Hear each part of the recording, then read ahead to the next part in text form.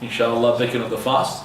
So, alhamdulillah, I'm happy with the present people at the moment, mashallah. Quite a number of people, we want more. I'm sure there will be more as well, inshallah, for Ramadan. Now, big questions, please go ahead. Some people during Ramadan time, once they have their iftar, they have too much, and then they have too much to eat, and then they, at the time to wake up for suhoor, to wake up for the last meal, they find themselves they can't eat it. So a person who, I said, eating too much in the breaking of the fast, you should not eat too much because you can't do the tarawih properly. But if he had no appetite, let's say, for the sahur meal, we say to him, you do what the Prophet ﷺ said. He قال وَلَوْ عَلَى جَرَعَاتٍ مِنْ مَاءٍ, even with some gulps of water. So your sahur has to be at least with water. So you have to do it at least with water. He said, لَا تَدَعُوا, don't leave it. Don't leave it. Even if you have, but people under the impression that if you have sahur, then you get hungry during the day, that's not right. That's under the impression. If you have sahur, no, it's not right. When you have sahur, you have more power. Because your food, mashallah, is there. And it's been saved for you as a reserve. So you have that food, very important. But if you didn't have a pint, or you didn't have time, just a gulp of water, 1 or 2 or 3, especially if it's zamzam, then inshallah would be enough. Follow? I have 2 questions basically. You know, some people when they're fasting, the gums might bleed, like they might have a problem with their gums. Does that break the fast? That's one. And the second is, Sheikh, you know when you mentioned during Ramadan, someone might be swearing or shouting or fighting, and they might not be praying salah. They might wake up for suhoor, and they might wait for their fajr, suhoor, asr, maghrib, isha. Is their fast valid if they don't pray no salah during the day? As for the answer to the first question regarding the blood, any person who's got blood coming from his nose or coming from his mouth, he doesn't have to suck it. You're not allowed to suck it. You just spit it out, it will not break your fast. So the blood coming out of your nose or the blood coming out of your gums does not break the fast. And we said as well, it is not from the breakers of the fast, the hijam. You remember the cutting? The cutting? It does not break the fast. So Abdullah ibn Abbas, he says, the breaking of the fast is for something to go in, not something to come out. So something to go in you, not the blood coming out, will break your fast. So spit the blood out, no problem. Second question, a person who does not pray, whatsoever, and he fasts, is his fast counting? Yes, his fast will count. A person who fasts and does not pray is better than a person who he does not fast nor he prays. So the person, if he fasts, is better than the person who does not fast. Yes, if he does not pray, then we have 2 opinions regarding this issue.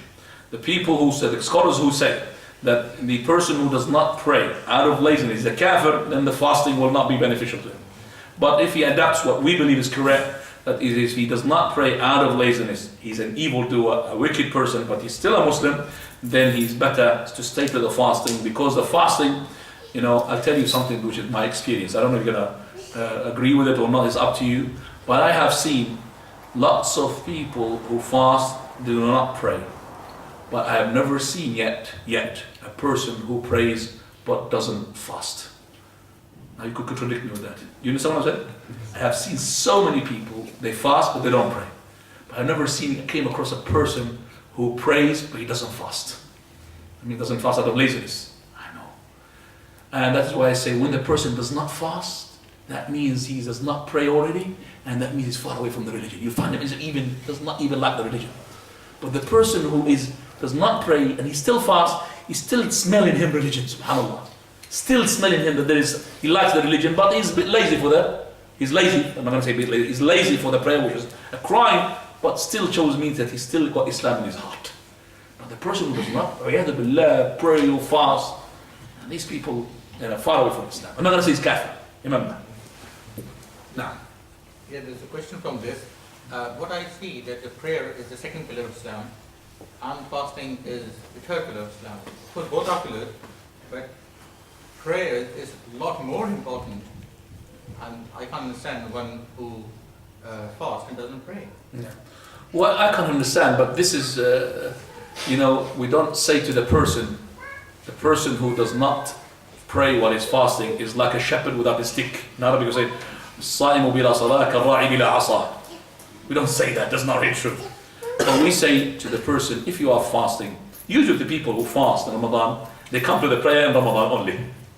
And then after Ramadan, I've seen even women, they start fasting, they start putting the hijab in Ramadan. After Ramadan, they leave off the hijab. It's like a person coming to the masjid. He puts the beard and he puts the topi and he puts the thobe and he prays, and after that he puts the beard and he puts the topi, he leaves off from everything. So it's just for the prayer, and after that, so some people, they take it as rituals.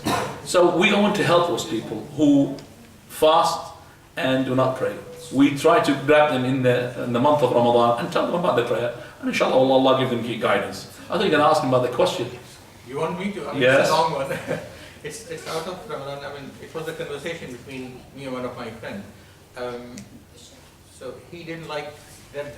The question is about sort of two scholars. One is a scholar from England, so you can say scholar E, and the other scholar, so-called, is from Turkey, so I would say scholar T. Yeah. And he didn't like the scholar E because he's very strict. So scholar, we have a conversation between scholar from England E and scholar from Turkey is T. No, there's no conversation between, you were talking about them. So what happened, the scholar from England E, he said to the scholar from Turkey is T. Turkey that he's a snake. He's a snake? Snake. A snake? Yes. Snake.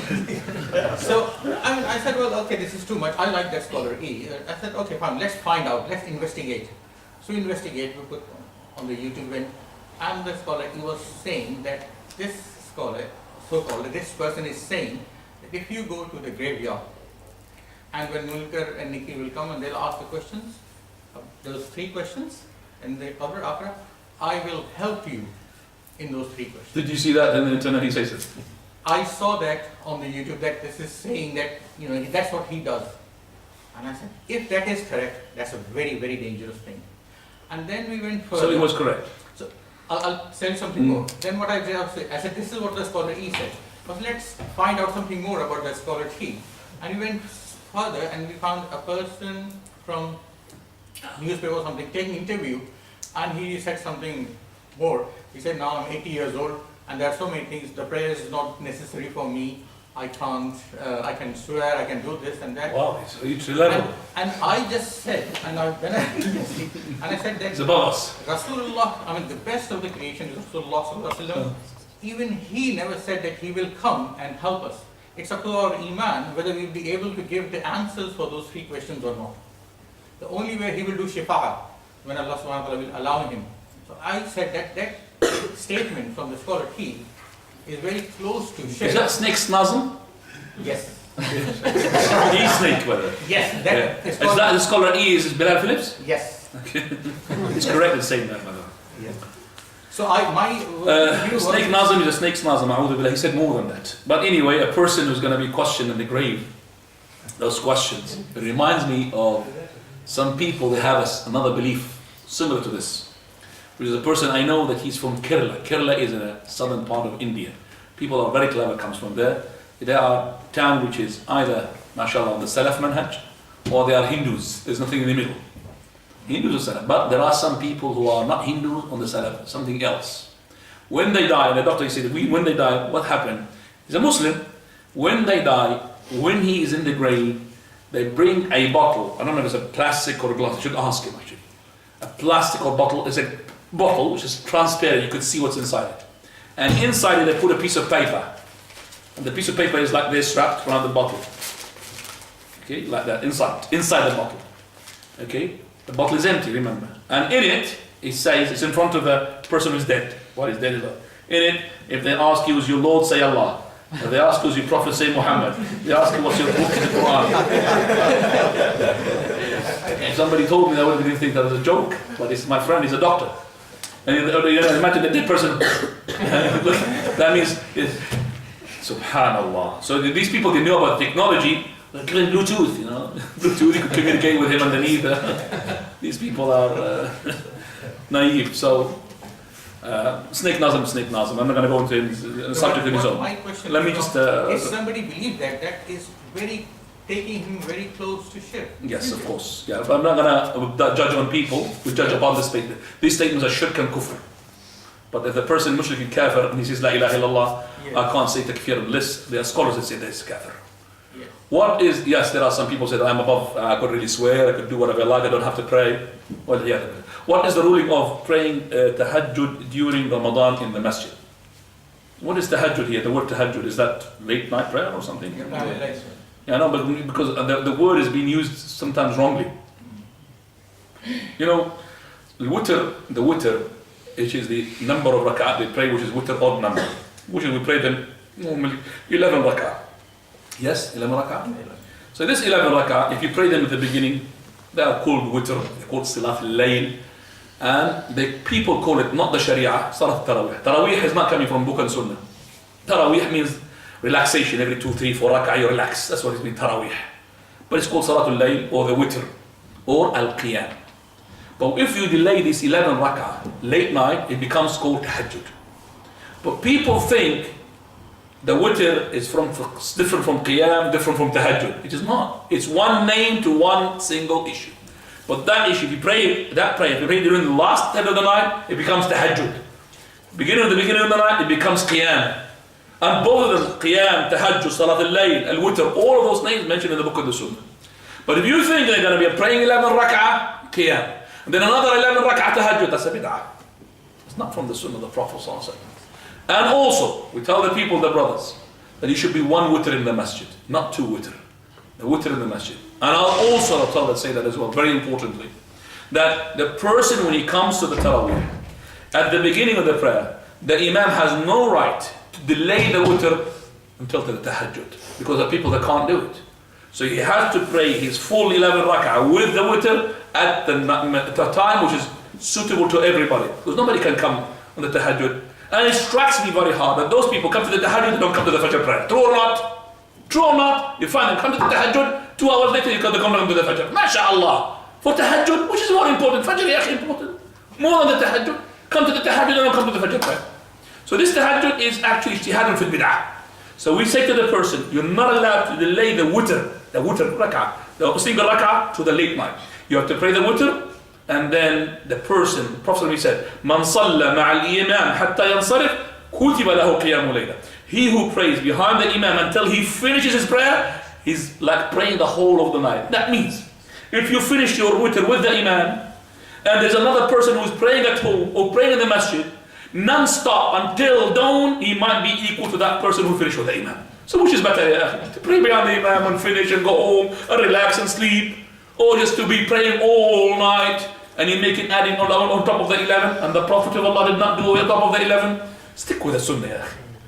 اقتصاد في سنة خير من اجتهاد في بدعة. And subhanallah, the shaitan comes to the person from every different angle. If you are a sheikh, he'll make you increase in the ibadah in such a way which is not sunnah. Prophet of Allah is better than us. He's closer than us. Just do as much as the Prophet of Allah. Prophet sallallahu alaihi wasallam, he said, أفضل الصيام صيام what? The best of the siyam. Which one is the best?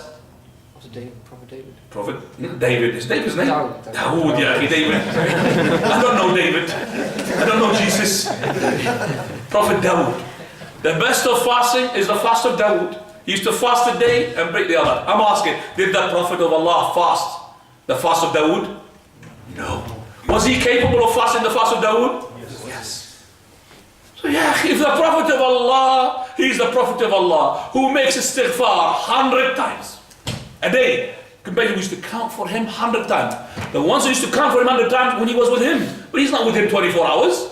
That means he fasts more, he does more than 100 times. Astaghfirullah. Alhamdulillah maghfirli warhamni wa tub alayhi innaka anta at-tawwab ar-rahim. 100 times. And he is being given forgiveness and no fire for him. Yet he used to make a'udhu bika min adhab an-nar. And Allah promised him no fire for you, no Jahannam. But he seeks refuge in Allah from the fire to teach us. So if he is the one who does this ibadah, yet he did not do the fast of Dawood, are you trying to make yourself a powerful man? Coming to the tahajjud, come on, stop it, brother. Just be realistic. Stick to the sunnah of the Prophet ﷺ. Stick to the Prophet of Allah. 11 rak'ah, and that's it. Do the 11 rak'ah and go home and sleep, and this person who comes to tahajjud, he's not going to reach you. So those people who leave their witr at the beginning and leave their witr again to come with another person, this is not from the sunnah. Do your witr from the first imam. But if you have a different imam from the different, for example, you have, this is imam finishes the 11 rak'ah, and there are other people who want to do 11 rak'ah later on with another person, with another imam, that is, you could see there is something for it. Another 11 rak'ah. But don't delay your witr. So you finish with this imam 8 rak'ah, and then you delay the 3 rak'ah later tahajjud. Don't do that. Finish with the imam as when he finish. من قام مع الإمام حتى ينصرف كتب له قيام ليلة. So when the imam is finished, you finish with him. Some of the people understood the hadith wrongly. They thought the imam, he has to leave. So when the imam, he finished 11 rak'ah, he was staying put, and the people behind him stayed in put. And then after 5-10 minutes, he looked behind, everybody said, what's happened? He said, well, until you leave, we'll leave. No, until we leave, that is until I finish my prayer. That's what it means. That's happened, by the way. So until I finish my prayer, you could leave. جزاكم الله خيرا for listening. وأسأل الله سبحانه وتعالى أن ينفعنا وإياكم بما قد سمعنا وأن يجعل ذلك في ميزان أعمالنا إنه ولي ذلك والقادر عليه. سبحانك اللهم وبحمدك أشهد أن لا إله إلا أنت أستغفرك وأتوب إليك. جزاكم الله خيرا.